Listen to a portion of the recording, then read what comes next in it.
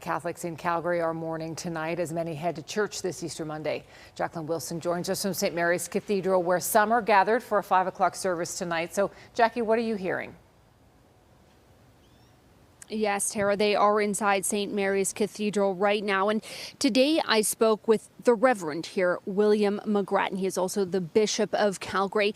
And at the time, he says he's still processing the death, but his message tonight for parishioners inside of this church was going to be one of hope and compassion, because in his mind, that is the legacy of Pope Francis. A quiet moment of reflection at St. Mary's Cathedral as Catholics mourn the loss of Pope Francis on Easter Monday. I was surprised because we had heard he was sick before and had recovered, so I was surprised, but I right away prayed for the repose of his soul.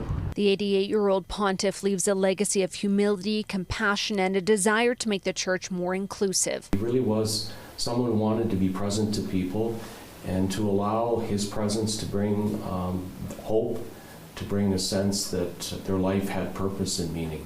I think people will look back on this period and see that it was a period of innovation. His visit to the site of a former residential school in Maskwacis, Alberta in 2022 was historic, apologizing for the church's role in residential schools. He came to that site specifically because of the Ermineskin Residential School, and that was a school that 3 generations of my family attended, or 4 if you count my dad attending day school there. He acknowledged that a deep wrong and harm had occurred, and I think for many people that was very meaningful.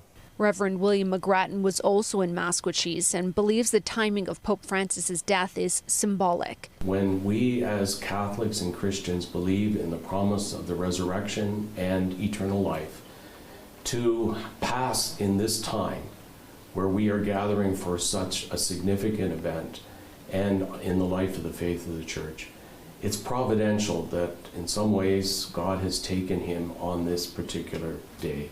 A life and legacy not soon forgotten. For us Christians, there's always hope. He's just went to the next room, eternity. Now, Jackie, a Pope's death triggers centuries-old traditions. So can you explain what happens now? I sure can, Tara. So let's go over what's going to happen in the next about 15 to 20 days.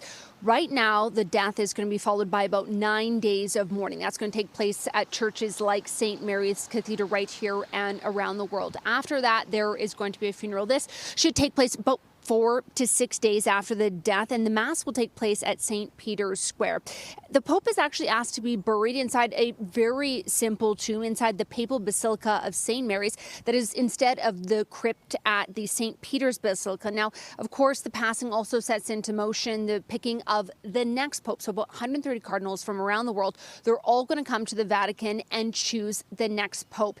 This should all take place within the next 15 to 20 days. Tara? Okay, Jackie, thank you.